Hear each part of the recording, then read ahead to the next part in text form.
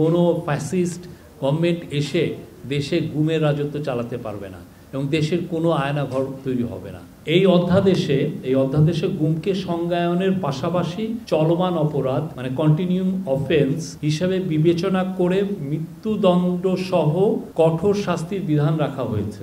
1, 2 গোপন আটক কেন্দ্র স্থাপন, আয়নাঘর যেগুলো আয়নাঘর নামে পরিচিত, স্থাপন ব্যবহারকে শাস্তিযোগ্য অপরাধ হিসেবে ঘোষণা করা হয়েছে। মানে আপনি স্থাপন এবং এটা ব্যবহারকে শাস্তিযোগ্য অপরাধ হিসেবে ঘোষণা করা হয়েছে। 3, জাতীয় মানবাধিকার কমিশন গুম সংক্রান্ত অভিযোগ গ্রহণ ও তদন্তের কমিশনকে গুম সংক্রান্ত অভিযোগ গ্রহণ ও তদন্তের ক্ষমতা প্রদান করা হয়েছে। 4 হচ্ছে খসড়া এই অধ্যাদেশে গুম প্রতিরোধ ও প্রতিকার এর লক্ষ্যে বিশেষ ট্রাইব্যুনাল গঠন, অভিযোগ গঠনের 120 দিনের মধ্যে বিচার সম্পন্নের বাধ্যবাধকতা, ভুক্তভোগী ও তথ্য প্রচারকারী ও সাক্ষীর অধিকার সুরক্ষা, ক্ষতিপূরণ এবং আইনগত সহায়তার নিশ্চয়তা প্রদান সংক্রান্ত বিধান অন্তর্ভুক্ত করা হয়েছে। 5, এছাড়া গুম প্রতিরোধ, প্রতিকার ও সুরক্ষার উদ্দেশ্যে তহবিল গঠন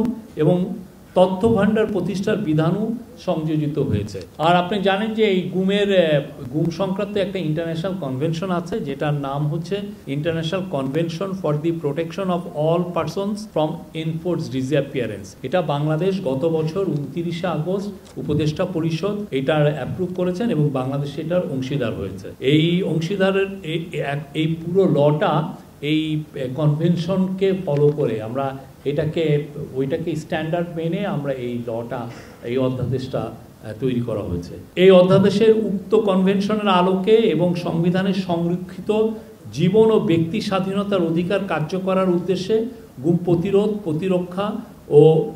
প্রতিরক্ষার জন্যই এই আইনটাকে প্রণয়ন করা হয়েছে। এই ছিল এটা নিয়ে আপনি গত 30 অক্টোবর এটা নিয়ে যথেষ্ট ডিবেট হয়।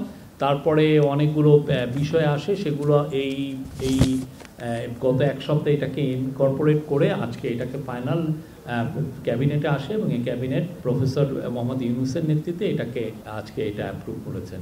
এটা বাংলাদেশের একটা ঐতিহাসিক ল। এর ফলে বাংলাদেশে আর